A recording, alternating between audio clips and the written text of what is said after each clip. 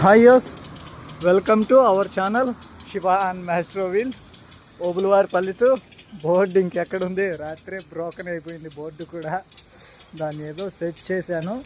ఇప్పుడైతే మనం అక్కడైతే ఉన్నాము, వాళ్ళ రోడ్డు కన్స్ట్రక్షన్ వాళ్ళ దగ్గర. అక్కడి నుంచి ఒక 1/2 కిలోమీటర్లలో ఈ విధంగా బైకు లారీల మెకానిక్ దగ్గరికి అయితే తీసుకొచ్చేసాను. ఇక్కడ సైక్లింగ్ సంబంధించి ఏవి ఉండవు, కానీ కొంతవరకు చూస్తే ఉంటాయేమో అని అడిగాను ఒక అన్నను. సరే చూస్తాను ఉండు అని చెప్పారు.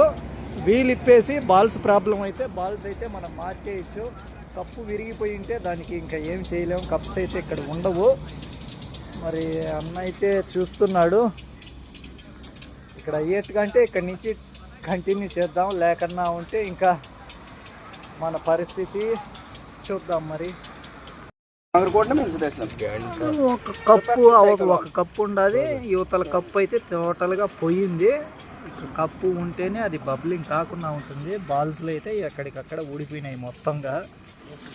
ఆ కప్పు ఉంటేనే ఇప్పుడైతే మనకు కప్పు అయితే ఇక్కడ దొరకదని చెప్పారు.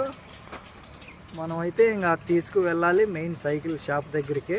ఇక్కడైతే కప్పు లేదని చెప్పారు. దాన్ని జుగాడ్ చేసేదానికి కూడా ఏం జుగాడ్ చేయలేము.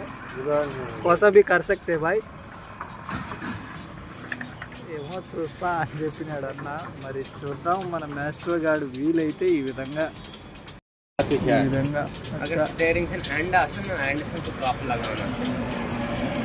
NH44 దేశంలోని అతి పెద్ద నేషనల్ హైవేలో మనకైతే పెద్ద ప్రాబ్లమే వచ్చిందని చెప్పాలి. మేమైతే రామ్సాన్ అనే ఊర్లో రామ్సు అనే ఊర్లో అయితే ఉన్నాము.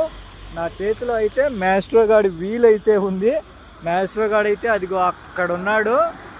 ఇక్కడి నుంచి రాంబన్ అనే ఊరు ఒక 20 కిలోమీటర్ల దూరంలో ఉంది. ఇంకా ఇటువైపుగా వెళ్తే బల్సాన్ అనే ఊరు ఒక 18 కిలోమీటర్లుగా ఉంది. అటువైపు అయినా కానీ రిపేర్ చేసుకొని రావచ్చు, ఇటువైపు అయినా కానీ రిపేర్ చేసుకొని రావచ్చు. అందుకని మాస్టర్ గారిని అక్కడ పెట్టేశాను. సామాన్లు అయితే వేరే చోట ఉన్నాయి, లగేజ్.